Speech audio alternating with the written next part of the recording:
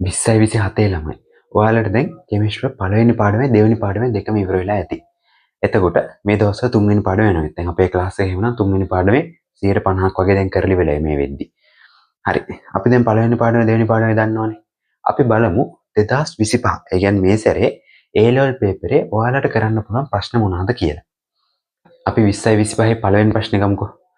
පළවෙනි ප්‍රශ්නේ අහලා තියෙනවා මම ඒක ඩිස්ප්ලේ එකේ දාන්නම් ඔයාලට. හෙන්රි බෙකරල් වඩාත් ප්‍රචලිත වේ පහත කුමන සොයා ගැනීම සඳහාද කියලා තමයි තියෙන්නේ. ඔයාලා දන්නවා මේ කටපාඩම් දෙනවනේ. හෙන්රි බෙකරල් මොකද්ද සොයාගත්තේ? විකිරණශීලීතාවය. විකිරණශීලීතාවය. මෙතනදී මතකද ඔයාලට අපි විකිරණශීලීතාවය ගැන කතා කරත් විකිරණශීලී මූලද්‍රව්‍ය ටිකක් ගැන කතා කරා. මොනවාද?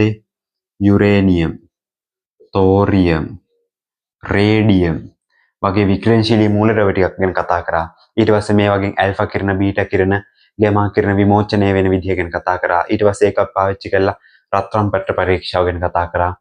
එතකොට අන්නේ ඒ තියරි වලට ඕන දැනුම තමයි අපි ගත්තේ විකිරණශීලීතාවය. එතකොට විකිරණශීලීතාවය හොයාගත්තේ කවුද? හෙන්රි බෙකරල්. එතකොට මේකේ පළවෙනි ප්‍රශ්නෙට උත්තරෙන්නේ විකිරණශීලීතාවය හොයාගත්තේ හෙන්රි බෙකරල් හොයාගත්තේ මොකද්ද? විකිරණශීලීතාවය.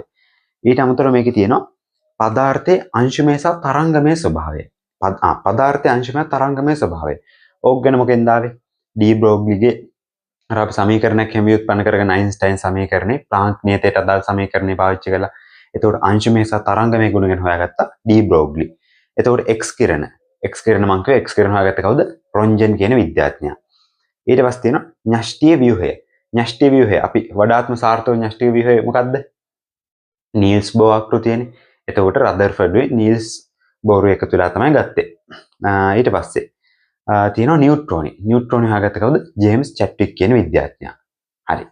එතකොට ওই විදිහට අපිට පළවෙනි ප්‍රශ්නේ ඉවර කරගන්න පුළුවන්.